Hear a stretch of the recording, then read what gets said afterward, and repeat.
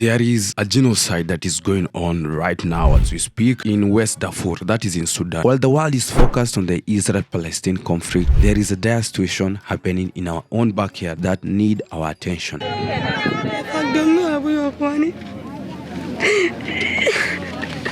Before we jump into the heart of the matter, make sure you hit that subscribe button, give this video a thumbs up, and ring that notification bell so you never miss an update. In recent weeks, West Darfur, Sudan has been caught on the crossfire of a conflict that has claimed the lives of 800 people in a single attack. Shockingly, this crisis has largely gone unnoticed with very little coverage from the mainstream media. I have been following the Sudan war since it broke out. They have been engulfed in chaos since the mid-April, when similar tension between the military chief, Sudan Armed Forces leader General Abdel Fattah al-Burhan, and the commander of Lapid Support Forces, the RSF, General Mohammed Hamadan Dagalo, exploded into open warfare. Before that, these two gentlemen, they were the de facto leaders of Sudan, whereby General al-Burhan, who was leading the Sudan Armed Forces, was like the president, and Hamadan Dagalo was the deputy president. Both of them had worked together and taken out Omar al-Bashir, who was a former president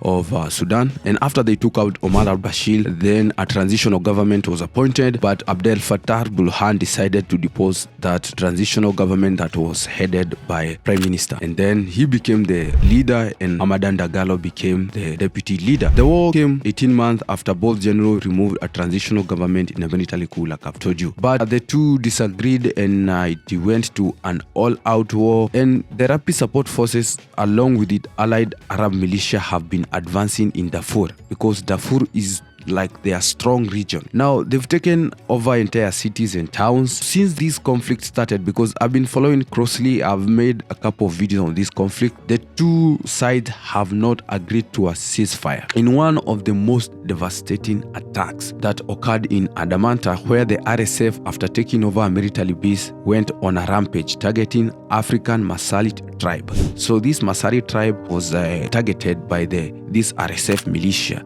They went house by house, they killed and detained people, committing serious violation against defenseless civilians. In this single attack, 800 people lost their lives. And if you watch these videos, look at these pictures, they are very, very sad pictures. The town of Adamanta has seen over 100 shelters razed to the ground, extensive looting, and the destruction of humanitarian aid. This crisis demands our attention. This crisis cannot go unnoticed. Somebody needs to talk about it. Imagine being forced to flee your home, leaving everything behind. These are our brothers and sisters, and their voices need to be heard. But that is not all. The International Criminal Court is now investigating alleged war crime and crime against humanity in Darfur. And in July, a mass grave with at least 87 bodies was found outside Genena, raising concern about the scale of atrocities. The RSF and its allied militia have history of atrocities. A similar case happened again in Darfur, and that happened in the early 2000s. And these crimes range from rape, gang rape, to heinous act in the capital, Khartoum. The international community must not turn a blind eye to this violation of human rights. But most importantly, African leaders should not turn a blind eye into this. And more so,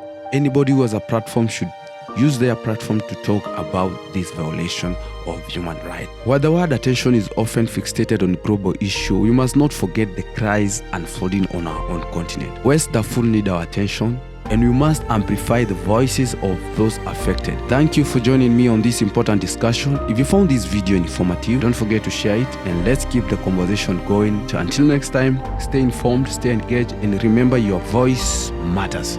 This is Musheke, signing off. Peace.